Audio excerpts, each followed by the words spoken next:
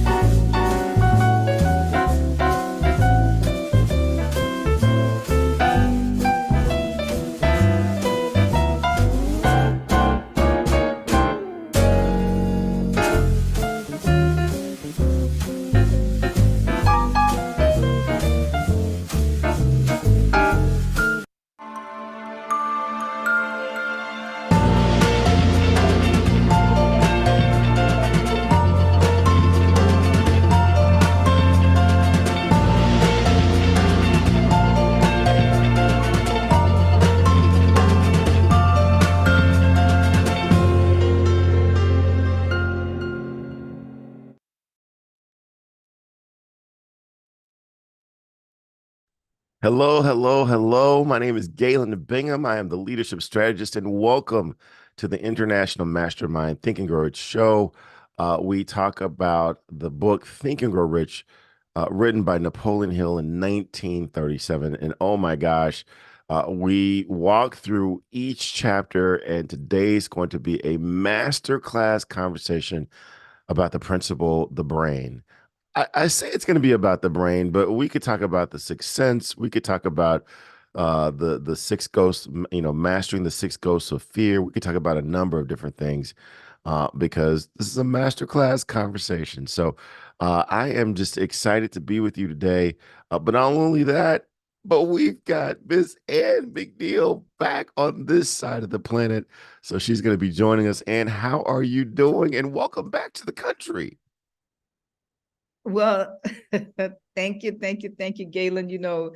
Normally Peter goes first, so I am just honored to just be ahead of that curve.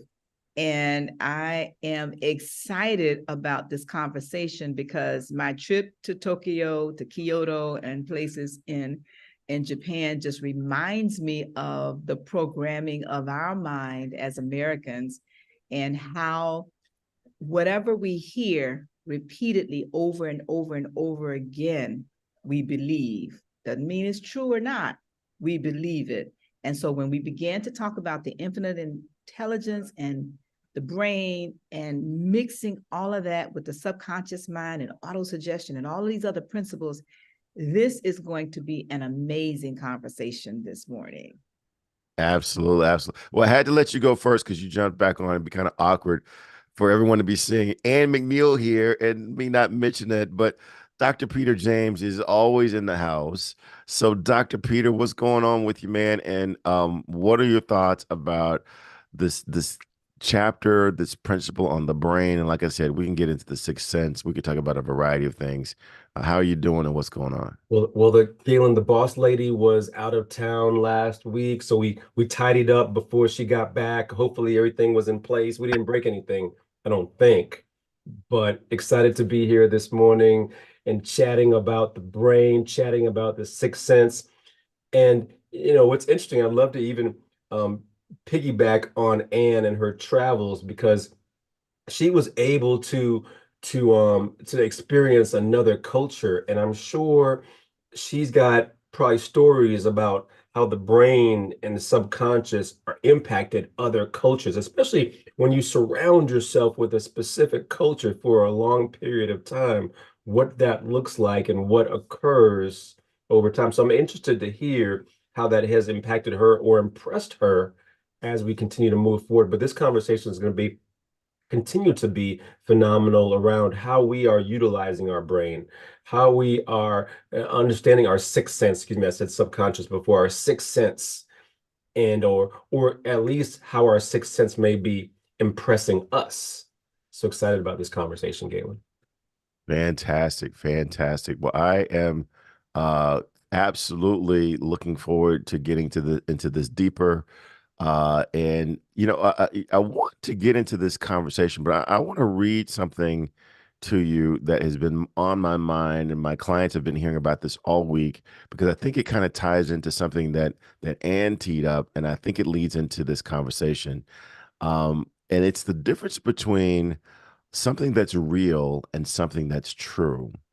Just because something is real in your mind, if it's in your mind, if you're thinking it, then it's real. Doesn't necessarily mean that it's true. And for me, that talks to how we can have this image of how things are, and based upon that image, based upon that understanding, we will operate our life accordingly. We will respond to people accordingly. And it doesn't necessarily mean that it's true. There have been so many things that have been true that we didn't even realize. But because we were thinking differently, we operated accordingly. So I don't know if we're going to get into that conversation or not, but I'd love to go back in reverse order. And Peter, just your idea around this idea of behind something being real versus something being true, and which is more important. Great conversation, great starter, Galen. I'm going to start off just like this. And you and I have chatted about this before in our mastermind conversations. And I'm going to say this to everybody who's listening and watching. You don't have to believe everything that you think. Start there. Let's just start right there. And why I say it like that is because our brains will provide us a narrative, will inject a narrative into our minds that we think is correct. We begin to tell ourselves stories that we think it is correct, especially about things that we don't know 100% about or maybe a little ignorant about. We will create a narrative. And and this could be about other people. It could be about our careers. It could be about our businesses. It could be about so many different our relationships, so many different facets of life. And as a result of that, and this is why I think you and I love coaching so much, is because when someone else begins to have a conversation with you and opens you up to, oh, I never thought about it like that. I never saw it like that. I never digested it like that. I just always thought sometimes these stories come from our childhood, right? And so when these stories persist, they become the norm. They become what we sit in, operate in. And we sometimes don't think there's another way until there is, right? Good stuff. I love it. I love it. So I'm gonna toss this to Ann, and then after we hear from Ann, we'll go to the 13 principles. But Ann, just this idea, and you kind of mentioned it in your introduction today, this difference between something being real. If it's in your head, it's real. You can't tell me it's not real because I'm thinking it all day long. although it may not be true. And how do you distinguish between something being real and something being true, and which one is most important for the success philosophy that we keep talking about each week? Well, Galen, I want to go to something that the author shared in the principle of the sixth sense. You know, he tells us that this book and this particular chapter in the book, well, the book period, and I'm going to your question, this is a backstory. You know, he says that the book purpose, if you will, was designed and created to basically give us a philosophy of understanding how to achieve our desire, because desire is the starting point of all achievement. We know that from that desire principle. And as we began to learn more about how the subconscious mind works, how the conscious mind works, how the brain works, how infinite intelligence works, this brings us to a knowledge and an understanding of other people, what we receive, and what we send. Now, with that backdrop, any information we receive, Galen, and going back to both of your points about whether it's true or not, is not as important as how does it connect to your desire? Mm-hmm.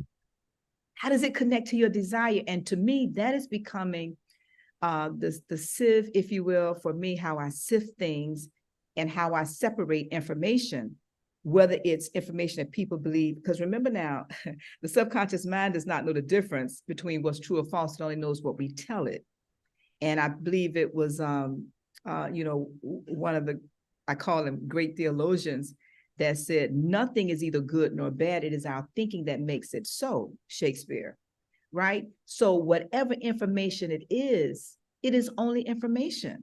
We get to determine whether or not we call it something that is good or something that is bad, something that is for us. So you and I can hear the exact same information and it falls on deaf ears for you. And for me, that same information is like life change. This book is an example. Millions of people have read this book. But for me in 1979, when I picked it up and began to read it and reread it, my mind then began to connect the principles such as page 28 and 72 into a lifelong formula for success. Mm-hmm. I mean, and even the foundation and the publisher said, and nobody has ever done that, because we read and we see things, and it doesn't matter if it's this book or many other books and things that we read.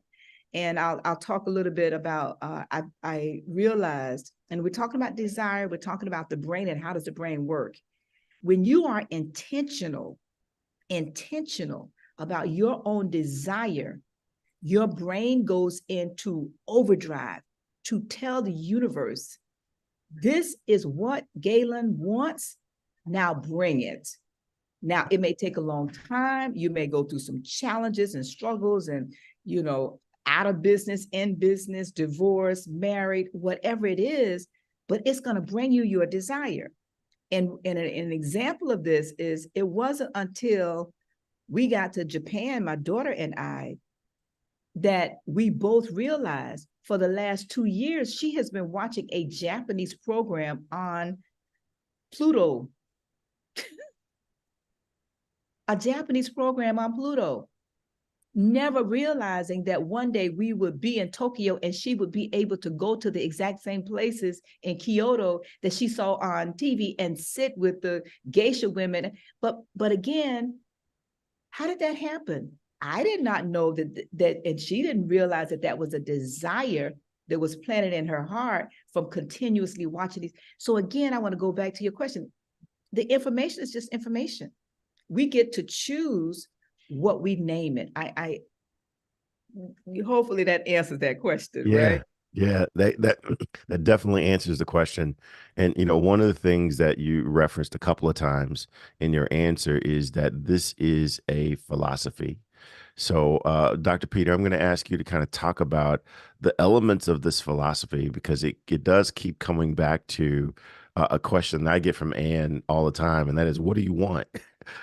Get really, really clear on what your desire and what do you want, because that is what sets up the rest of this philosophy.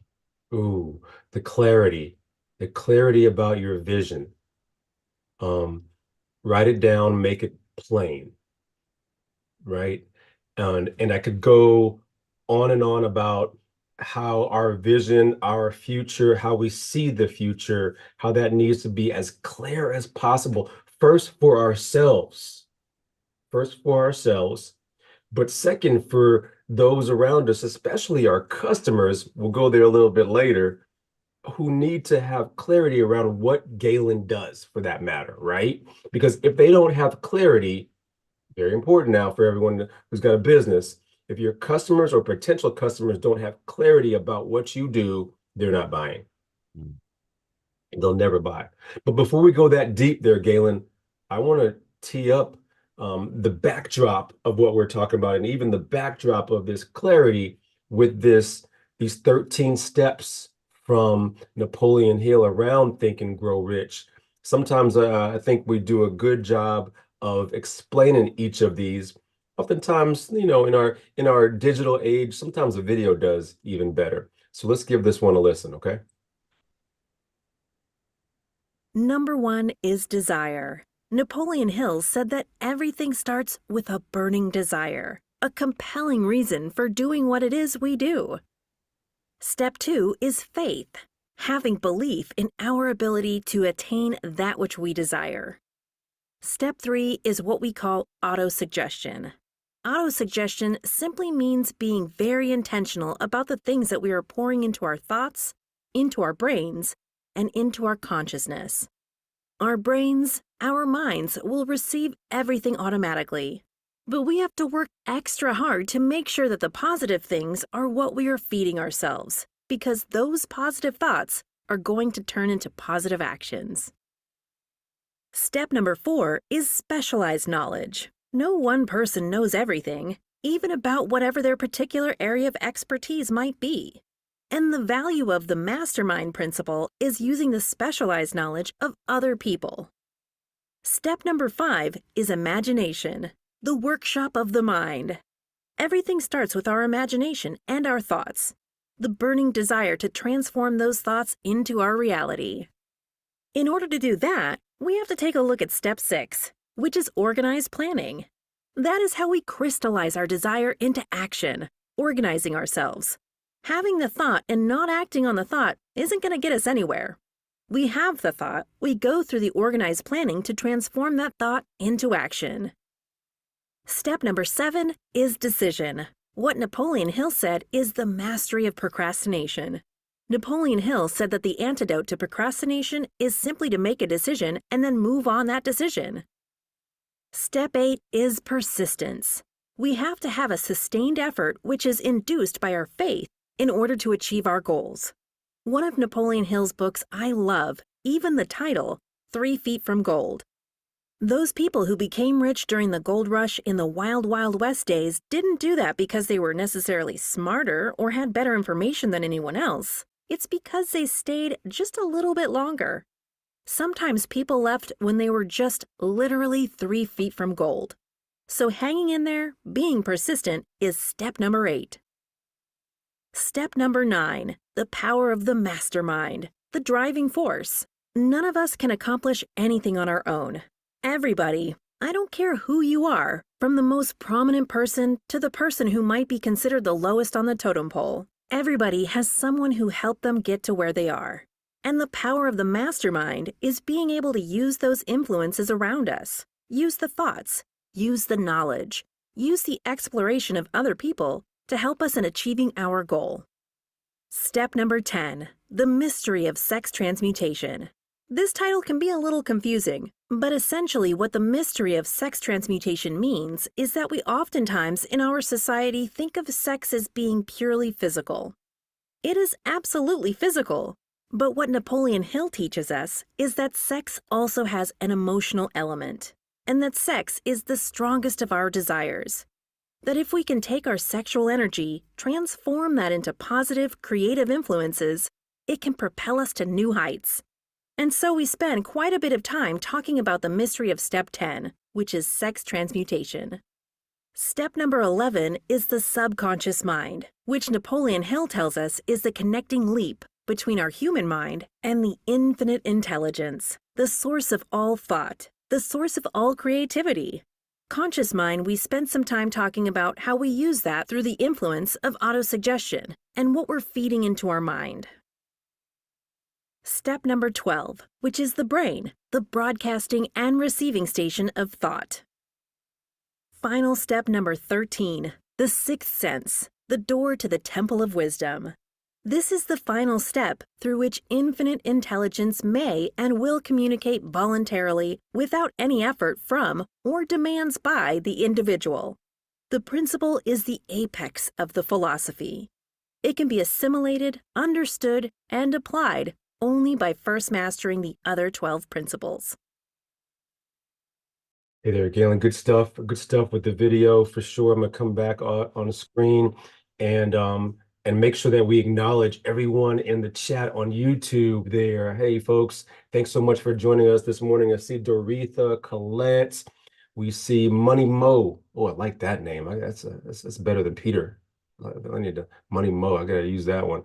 Tiana, see you there this morning. Shannon, thank you so much for joining us for sure. And Galen, let's jump back on into that. Yeah, I'll tell you what, before we jump back in, Yeah, yeah. if you are watching on YouTube, I want you to go over there, hit that thumbs up button on YouTube, just so that you can let everyone know that you're enjoying this conversation. And if you have not already, hit that subscribe button and that bell so that again we can let other folks know of this good time that we're having each week talking about this book. So sorry to cut you off, but yeah, I see Shannon and Money Mo. Yeah, we gotta Mo. let folks know that we're having a good time over here. Hit that thumbs up and hit that subscribe button if you haven't already. Monique, I like Money Mo better than Monique. So I'm gonna call if I ever see you, Monique, it's gonna be Money Mo. Just gonna say that for sure. Thanks so much for joining us here for sure. Galen, back to this sixth sense and this brain conversation. We sometimes um don't we really sit in a space where we think what we're seeing or what we've learned is gospel. And then it transitions over into how we live our lives to a certain extent, right? So, I wonder what it would look like to rewrite the narrative. Really quick, a great example of that is in, in our textbooks in grade school are filled with items that always haven't told the 100% truth. They've told the truth according to someone's interpretation, right? And then when we are here, the real story, we are kind of somewhat thrown a little bit. What does that look like for each of us individually as we operate and live our lives? Are we opening ourselves up to the possibilities that what I've been initially thinking may not always be gospel? Food for thought. Yeah, I mean, and I've told this story before, and I'll try to do it quickly. That I consider myself to be relatively well educated. One thing that I absolutely believe to be true is I hate the New York Yankees. And the reason I hate the New York Yankees is because my dad hated the New York Yankees. You know, he's gone on to the afterlife now, but he made it very clear that we hated New York Yankees. And the reason he hated the New York Yankees is because my granddad hated the New York Yankees. And before my granddad passed away, a great man of God, though he was a great man of God. But before he passed away, I asked him, "Why do we hate the New York Yankees?" And he said, "Well, Galen, it's very simple."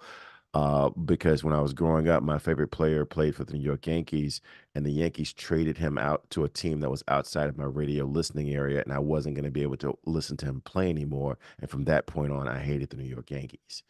And so that's how beliefs get transferred down, and we don't even know the origin of it. We don't even know whether it's true or not. We just know that it's real in our head. You can't tell me that it's not real that I hate the New York Yankees. But you can tell me, is that really based on something that's truly worth hating the New York Yankees for, right? So there's a difference between what's real and what's true.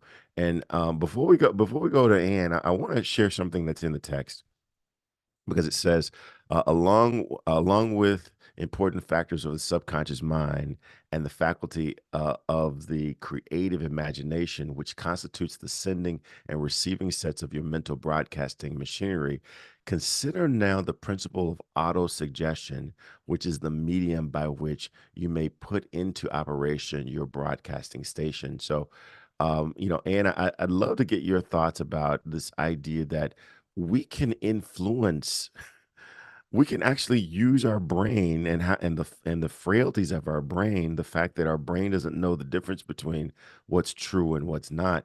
We can use that to our advantage by feeding our brain this narrative, like Peter was saying, feeding it a narrative that we want it to focus on, that's consistent with what we're trying to accomplish. What's your reaction to this connection to the auto suggestion?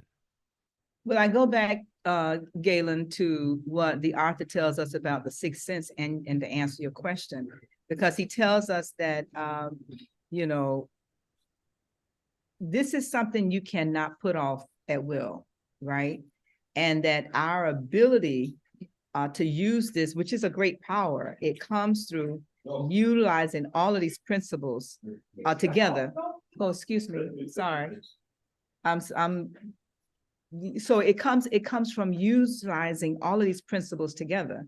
And so when you go back to the principle of desire and you determine how much doing what by when, and then what's your plan of action, that gives you the affirmation statement. I'm coming to your question, right? It gives you the affirmation statement that you're going to recite twice a day, which is programming your brain. It is programming your subconscious mind. It is programming literally the universe and everybody around it to give you your desire. And I'll use my daughter Ione again.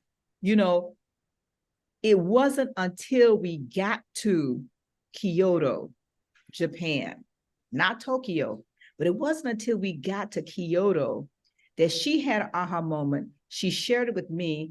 And of course, being in these principles, I went, oh my gosh. I thought I was just responding to a business request to take this trip, which I did not know I was going to take within 30 days of taking the trip. But here she was for 2 years watching a Japanese program that was filmed in Kyoto, Japan.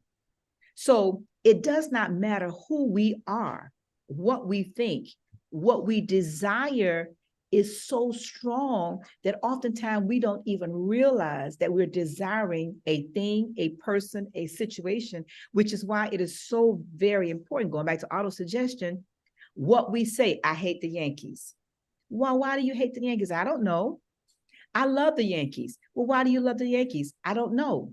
I desire a certain amount of money. Well, why?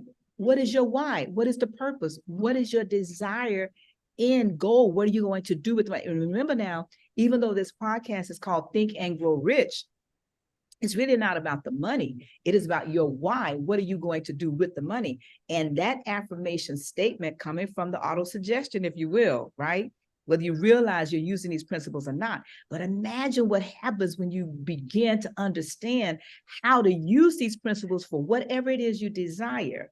Whatever it is you desire. I was sharing while we were on the trip that my first time I went to Africa, I was homeless. Did I say homeless? Yes. Homeless, panhandling. But I had a desire to go. I had no money. But because I was living in these principles, I did not allow the fact that I had no money to impact the fact that I should not be able to go. So I contacted people. I heard that a group of people were going. Dr. Leon Sullivan with the group called African American Conference, where every 2 years he would take a group of Africans, literally 600, to Africa every 2 years, heard about it, read about it in a magazine, contacted them, and I said this: I want to go, I don't have the money. The trip is going to take place in 2 years from now. Can I send you $25 a week? My desire had nothing to do with the fact that I did not have the couple of $1,000s to do the trip. I needed to understand what it was that I desired. The auto-suggestion principles. I made an affirmation using these principles, the auto-suggestion, and I recited it every day. And the mind began to give me ideas. First idea, contact the people and let them know you want to go. What can they do? What can you do? The action I could take. So I come back to the affirmation statement. Galen, we are talking about the principle of the mind and the sixth sense. It is not something we can take off. And seldom do we actually come to the workable knowledge, if you will. And that's what the book tells us in the principle of sixth sense. He says, seldom do you actually come to the workable knowledge of how this principle works until you're after the age of 40. And I don't know the majority of the individuals who are listening in to us live right now. I don't know what age you are, but if you are over the age of 40, think about your wisdom that you're developing. I wrote a post this morning, Galen, on Facebook, and it said, wisdom is calling, but will you answer? That's my response to your question, okay? I want to jump in really quick there, Galen, because Anna was mentioning it, and even she wrote something in the chat on YouTube. Nothing is either good nor bad. It is our thinking that makes it so. When you don't continuously surround yourself with that type of language, you default back to everything is impacting me, if that makes sense. The environment, the circumstances, the scenarios are I'm reacting to everything that I'm faced with. And when you are not continuously surrounding yourself with that language that, I have to control the narrative. I have to manage my subconscious, allow my drop things into my subconscious so I'm thinking the right way. If you're not doing that intentionally, regularly, your default is the reactor, reacting to everything. Or your default is those narratives that have been injected for you. Childhood, upbringing, education, your employer. You get stuck in that this is the way that it is, right? So now the question for everyone is, how are you rewriting the narrative? How are you disrupting that in order that your subconscious is beginning to think the way that it needs to be thinking? Yeah, love it. I love it. In fact, one of the things that we've been talking about is this idea of interrogating reality, interrogating what we believe. And Peter, you kind of talked about this just now, in that we all have a set of beliefs that we've been given, Mhm. and because it was given to us, typically by someone of authority, like a parent or a grandparent, right? Very seldom am I going to question something that my dad says to me. I'm rarely going to question something that my grandfather says to me, until I have an opportunity to say, hey, wait a second, is this true? Right? It still could be, but we need to take some time to interrogate reality to determine whether the beliefs that have carried us to where we are now are the same beliefs that are going to carry us to achieve what we want. Again, back to what Ann always drills us back to: are the beliefs that we have now going to carry us to our desire? And if not, then maybe it's time for you to upgrade your beliefs, which is always scary, right? It's always scary. And again, I keep going back to this thing about not liking the Yankees. 4 years ago, if you'd have come to me and tried to share with me all these great things that the Yankees have done, we might have had a fight on our hands, because now you're asking me to go against my dad and go against my grandfather, right? It's not even about the facts, but we have to have the willingness, the courage to interrogate reality to see if our current story is going to take us to where we're trying to go. So let's even stay right there, Galen. I love that. And that's not even probably, that is the challenge that we experience around the world, not even just in this country, around racism, discrimination. We've been told stories forever about people that we are unaware of or don't know about, right? And those stories are gospel. Because, Because granddaddy said it. yes, or granddaddy did, or great granddaddy, or, or whatever. They've done it for so long, and this is the way they acted, and this is the way they thought about things, about other people. And that's the truth, because it's granddad. And then people are having to be awoken, for lack of a better word, in order to shift that narrative. And Hey, until that time happens, they still sit in there, and that's the problem that we have right now. I see Ann over there rocking. She's rocking. So, Ann, come on, before you take off to another country, what's going on? Oh my goodness. I wanted to share something that we've all read and we've all heard when you talk about before you got into this granddad, grandma question. But it is something that I actually many years ago, my grandson when he was 6, and my daughter Ione when she was 7 or 8, I would require them to memorize. And we've heard this and we've seen it, but it goes to the mind and how the mind works. And it simply says, if you think you're beaten, you are. Come on, somebody. If you think you dare not, black or white, tall or short, rich or poor, if you think you dare not, you don't. But if you like to win, but you think you can't, it's almost certain, guess what? You won't. If you think you'll lose, you're lost. Just because I'm black and I'm female and I'm in construction, if I think I'm going to lose, I've already lost the bid, the game, the project. For out of the world we find, success begins with my will, because it is only a state of mind. You see, because if you think you're outclassed and you cannot ride in first class, you are. You see, but you've got to think high to rise.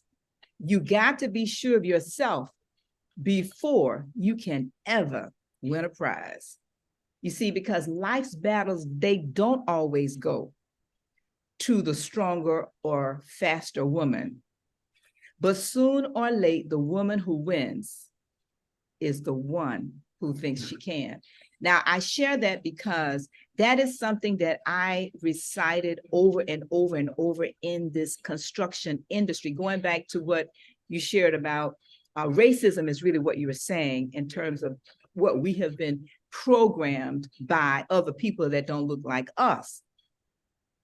But when we begin to understand how this freaking brain, your brain works, I'm talking to everybody who's listening to me live in person or in the future. When you, whoever you are, begin to understand how your own brain works. I think it was Napoleon Hill said that greatness is the ability to recognize the power of your own mind and then use it.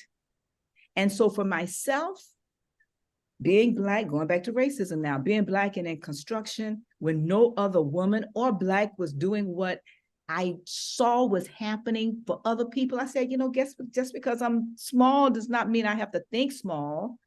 Why can't I do what they do?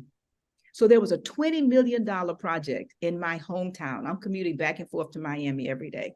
A $20 million project, and I decided I wanted to win it. I didn't know it was the largest project in the city's history. So I did what I saw other people do who were successful. Forget black or white or green or yellow, because I had been programmed, going back to that ham cut off, going back to the I hate the Yankees, going back to what I was programmed to believe because I'm black. I could not do certain things. Or I don't have any bonding. I don't have any financing. So I can't. But then I saw other people who didn't look like me with no financing and no bonding, and they were doing greater things. So as soon as I transferred my thinking and lived in this philosophy and lived in these principles, and then began to put feet to my faith with this auto-suggestion and creating a statement and pulling together great minds in that industry, I bid that job with a white partner that I chose. 12 bidders, we came number 6 out of 12. He walked away saying, hey, we're done. I said, wait, hold it. We can win this. I'm talking about the brain and programming your brain to believe by faith, but doing the work, internal work. And that's what we don't talk about. We want to talk about all these things being black and stuff outside of us. But what about the internal work we must each do every single day? The disciplines of life, getting up early, staying up not too late, but having a desire. Long story very short, we wanted number 6 out of 12. And actually, I just I ran into a lady at the Port Everglades 2 weeks ago. She said these words to me. She said, Ann, one thing I know about you is that when you set your mind to something, nothing and nobody's going to stop you. And then she went on to say this, I remember being in the audience when you won a project that nobody, and she used the profanity, nobody thought would ever happen. She said, I couldn't hardly get in the place. Now, the reason I'm sharing this story is because she's the first person in 20 years that did not look like me that brought that story up for me that I had totally forgotten about. But that story is an example of how I program my mind, because the fact that I'm driving 2 hours a day one way from West Palm Beach, this was before I-95 was finished, somebody. Can y'all give me you gotta be kidding me, right? 2 hours a day, one way to work, because I could not work in my city because I'm Black and a female and all of those other tags that we place on ourselves. And then we allow other people to place on us. So I'll get off of that, but I just wanted to come back to the power of the mind and the brain, how you choose to train it. I listen to a podcast, TED Talk, every single day on the brain. Yes. As a part of our Clarity Mastermind, say this again, as a part of our Clarity Mastermind principle process that we do, we have certain exercises. And so one of the exercises for 30 days for myself that I self-imposed on myself as a goal was every 30 days, I do a TED Talk every day on whatever principle or whatever item or whatever subject I choose that I want to study. And for me, this last 30 days for the month of November was the brain. And so in beginning to understand how my own brain works and what can I do, even with these principles, and I would encourage all of us, don't stop with these principles and don't stop with just this book. What other books are you reading? And as we prepare to go to the annual meeting, Galen, Peter, again, what is it that each of us desire and what is it that you're willing to do in order to achieve that? So I'll give it back to you, Caleb. Yeah. I mean, that is the key. And not only what do you desire, because you got to have that clarity first. What are you willing to do to get what you desire? That's the key. We can just have the desire, we can talk about it, we can have vision boards, we can write annual reports about what we want. But if we're not willing to do anything to achieve that, then this is just a conversation. I keep thinking about when I came back to your head. I think I was a year into this process, and I said, "It's the title of the dadgum book. It's how we think. Are we willing to grow? to achieve riches, and riches being whatever it is that you want. The 12 different ways that Napoleon Hill has defined riches, not necessarily just monetarily. So, and I want to come back to you and just have you talk about this annual meeting that we have every year. This was your brainchild. I don't know that you necessarily conceived of what it has turned out to be when you first started doing this, but describe what it is. What's the value of attending an annual meeting, especially when there's no keynote speaker? We don't even get gift bags. There's no swag bags. Why in the world would anyone attend if you're not going to get a tchotchke bag? Well, Galen, interestingly, I did have a vision of what I wanted this meeting to be. In the inception of the idea, I realized I'm involved with a lot of different organizations in my business and in my life. And I could not find a single place where I could go to be accountable for all of them in one place. And I'm attempting to move away from the sun, but I couldn't find one place I could go, Galen, where I could be held accountable for my spiritual life and commitment, for my family commitment, for my financial, for my health, for my education, and the fact that I needed to become an expert in my space, and I was just sitting idly. Where could I go that I could talk about my goals for my business and the fact that I needed personal development in order to get certifications and make those commitments and have people hold me accountable? Where could I go to share my desire to travel the world and not have people play or hate on me, but encourage and support me? Where could I go to where it was okay to be involved with many different civic organizations and associations based upon my desired end? Where could I go to have a place that would encourage me to be creative and author 4 or 5 books, which I've done, and also to become a professional speaker, which I'm doing? Where could I go to have all of these goals in one place, where I would be held accountable on an annual basis to set the intention for the year, 6 months, 1 year, 5 years, 10 years, 20 years. And I set my goal back at, before I was 40, for what I would do when I'm 92. And I'm getting closer to that age right now. So we started with a very small group of 10. And we would meet every single Saturday, Galen, in the first year, second year, third year. And then people started watching us grow, saying, hey, what are y'all doing? How can I do that? And all we were doing is just reading Think and Grow Rich and augmenting it with Success, the Glenn Bland Method, because that particular book, Galen, in the very back of the book, he had 22 of his favorite books, such as Acres of Diamonds, all of these different books. And what we would do each month, we would read one of those books, in addition to Think and Grow Rich.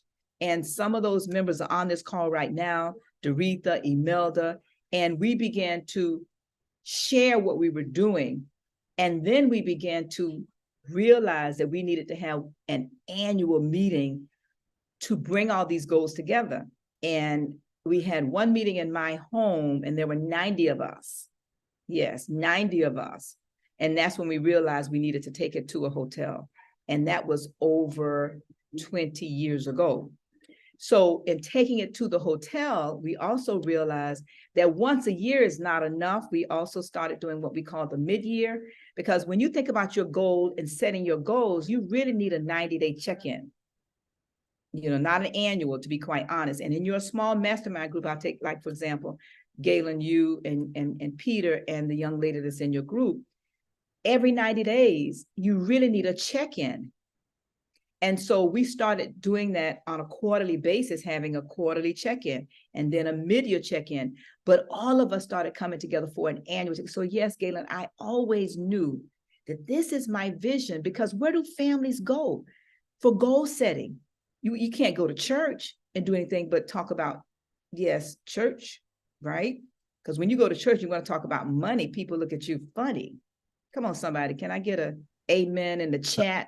Until it's time for the building fund. Well, of course, but then how do you, Pastor Curry, you know I love you. New Birth Baptist Church, I love you, because my pastor was willing to allow me to create an investment club on Tuesdays during our every Tuesday meeting before Bible study. And it was powerful. As a matter of fact, USA Today came to our church and did a cover story on me and our efforts, because we can talk about a building fund, but how do you fund the building fund if you're not funding yourself first? Come on, somebody. And that is going back to the brain and being intentional about the fact that for one of my major goals was I wanted to tithe my salary. I wanted to make enough money so that my old salary would become my tithe.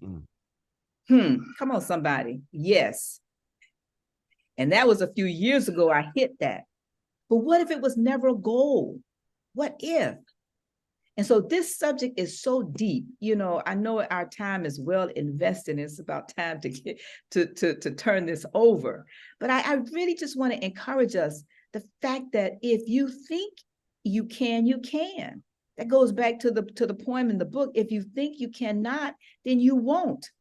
But this sixth sense, you know, it is a portion of your subconscious mind that taps into your creative imagination, and it gives you the ways and means by which to achieve that money. So on January the 6th and 7th, and actually right now I'm hosting, co-hosting with all of you from the location that we will be hosting our annual meeting. And Galen, if you can put that JPEG back up again, let me make sure I get the dates right.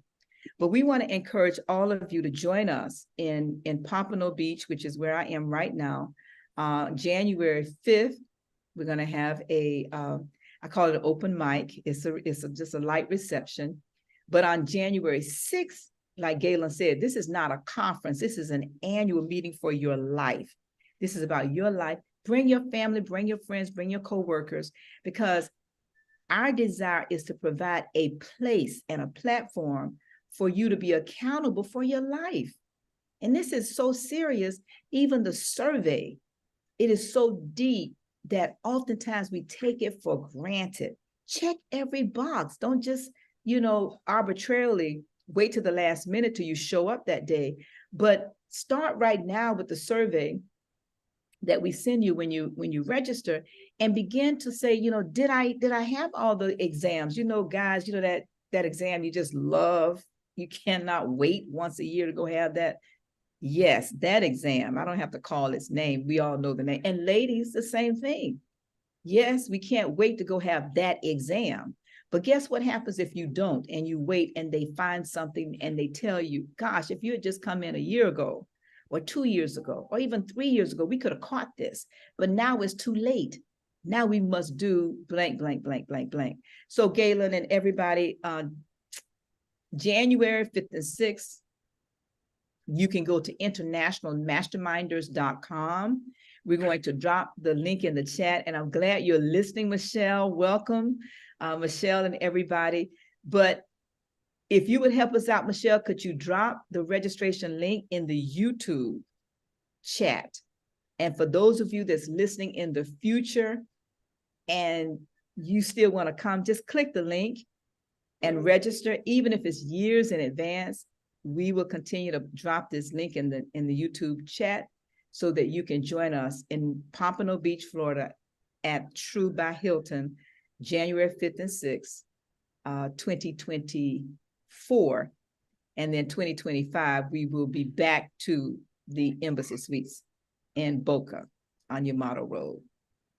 That's it, Galen, and I guess it's time to wrap up. Yeah, man, this has been another great conversation. I want to go around again, but I want to throw another question for each of you to answer as you provide your contact information and your key ahas. I'd like for you to also share, and I'll start with you, Peter. Um, why hold yourself? Why are you willing to let someone else hold you accountable? Why go to an annual meeting? Why show up on a every Saturday morning? I'm sure you could find other things to do at 8 a.m. Eastern Standard Time or 7 a.m. Central Standard Time for us. Why are you so invested in this accountability process, Dr. Peter? Yes. So I'll keep it real simple for you there, Galen.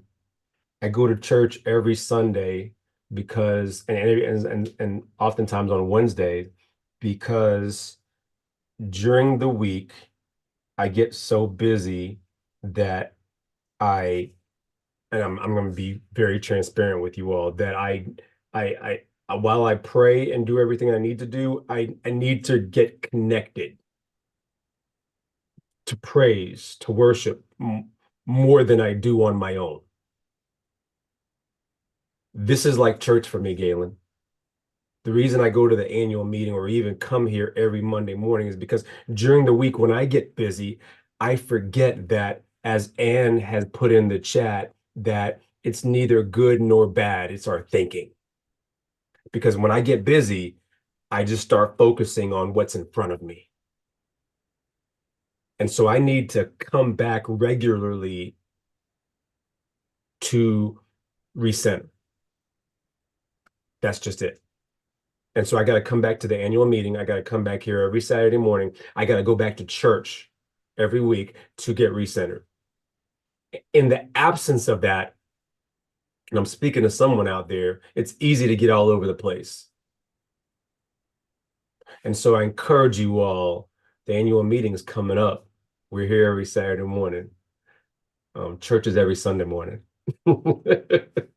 Hey, folks, I'm Dr. Peter A. James, the high performance coach, helping you to shift your mindset. You can find me especially on LinkedIn at Dr. Peter A. James. That's at DrPeterAjames, or at shiftyourmindset.com. Please don't hesitate to go to shiftyourmindset.com/holiday because there's a special holiday sale out there waiting just for you. Right back to you, Galen.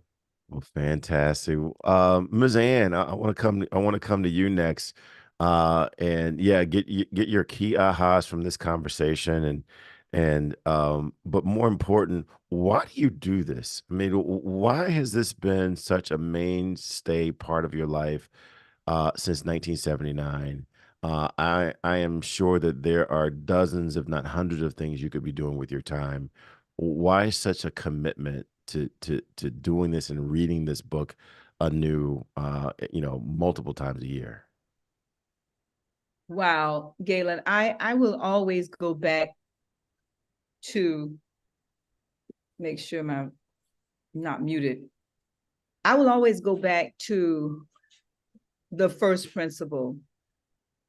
When I began to understand the power of a desire, and I'm glad that Peter mentioned about going to church, because my mom was a holiness minister, so I had to go to church, whether I wanted to or not, whether I understood why I should go or not, which I didn't understand even until my adult life, why I had to go. I didn't want to go. I'm gonna be honest. I didn't get it.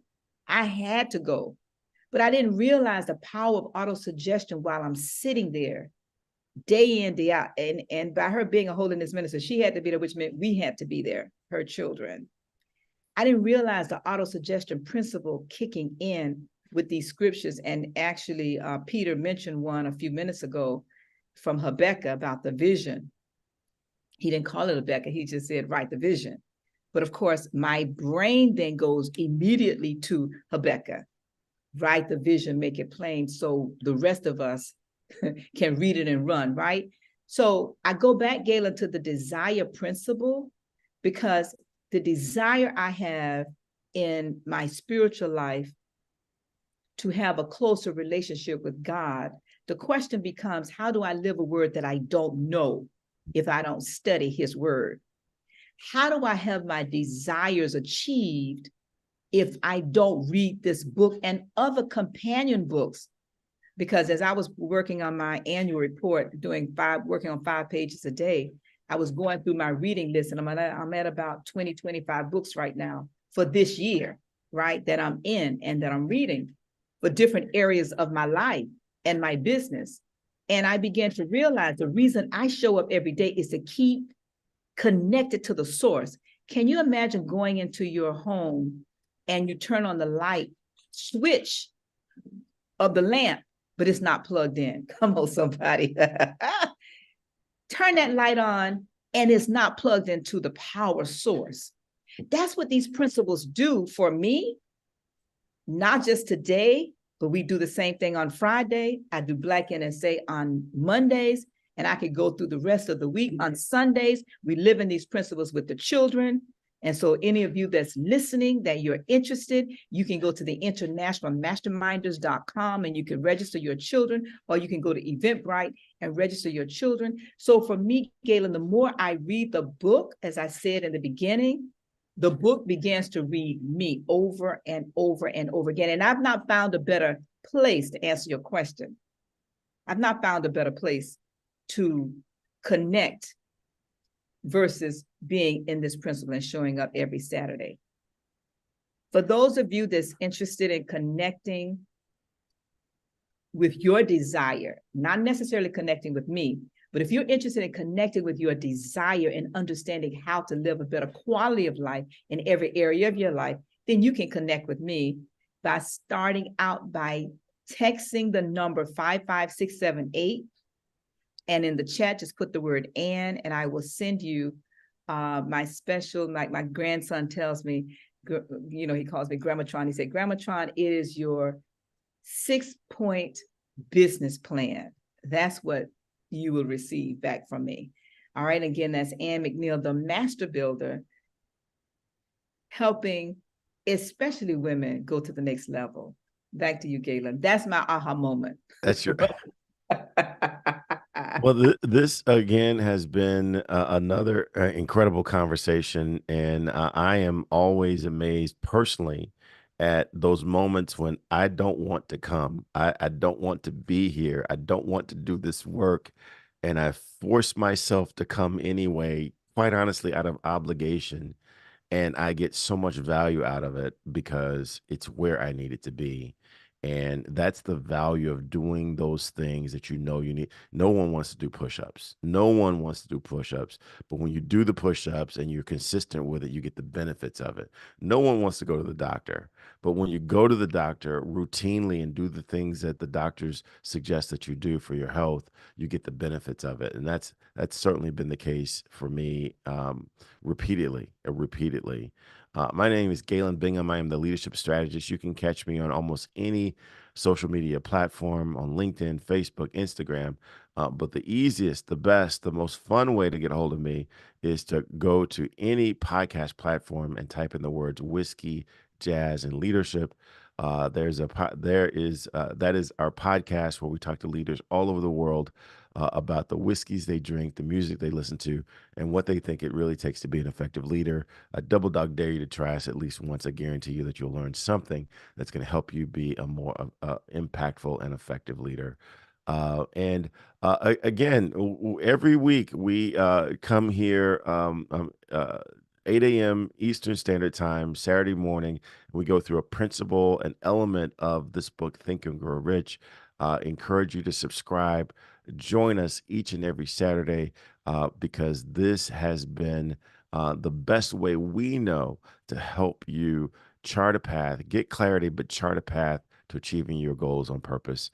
So with that, until next week, take care and think and grow rich. Take care.